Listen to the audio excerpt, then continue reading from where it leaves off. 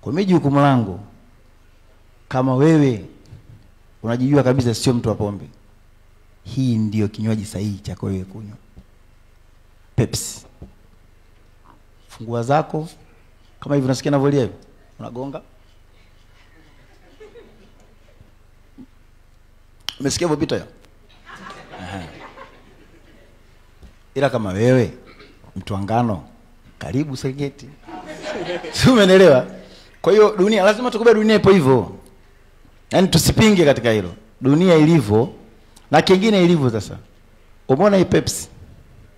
Licha kuwa tu ni kinywaji ambacho kwa watu ambao watumii, lakini unapogonga vile vianda ambavyo vina spiriti, lazima uchanganyie. Ukigonga vile vianda, unajua vile vianda kizungumzie hivyo. Mwenzake ndio huyu, usichanganye na kitu kingine.